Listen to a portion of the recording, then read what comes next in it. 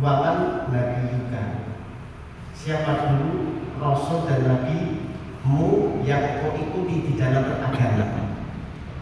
Apakah Muhammad murni atau ada Muhammad yang lain? Ya. Banyak hari orang ini mengaku beragama Islam, tetapi nabinya banyak. Ada yang nabinya tokoh-tokoh Syiah dijadikan nabi, tokoh-tokoh Sufi dijadikan nabi, para wali dijadikan sebagai panutan dalam beragama. Bahkan mereka mendudukkan para imamnya mereka, para wali lebih tinggi kedudukannya daripada Nabi Muhammad SAW.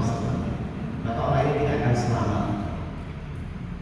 Yang selamat hanya menjadikan Rasul Muhammad SAW sebagai satu-satunya Nabi dan Rasul akhir zaman yang kita ikuti cara beragama ini.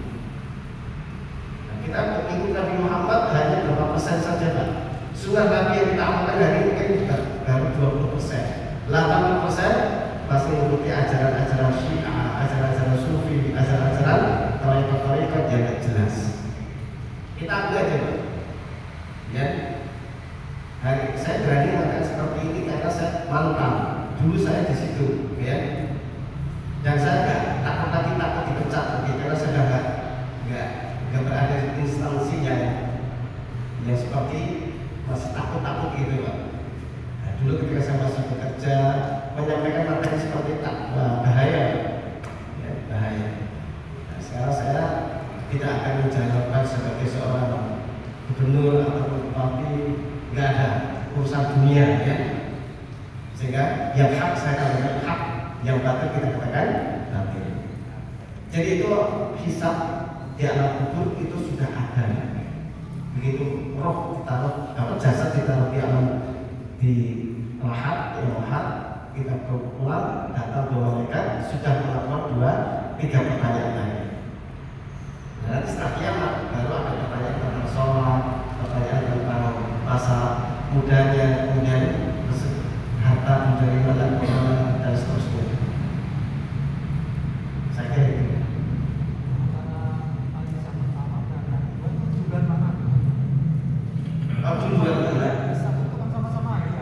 Betul. Jadi kiamat kalau bulan mana Allah alam, saya tidak tahu. Ya, apakah ditanyakan sholat dulu atau masa dulu? Tapi setahu saya adalah sholat dulu. Hadis yang kita tahu, hisab di hari kiamat pertama itu adalah tentang sholat. Karena ada kata awal, inna awwala ma yuhasabu bihil abdu yaumal qiyamah. Sesungguhnya amal pertama kali yang akan dihisab oleh Allah dari hambanya adalah sholatnya. Nah, hadis ini la tazul qadama abdin, tidak akan bergeser, ya. Itu kan bisa tidak harus pertama, mungkin setelah ditanya tentang sholatnya, ya, baru ditanya tentang pertanyaan tentang masa umurnya, masa mudanya, harta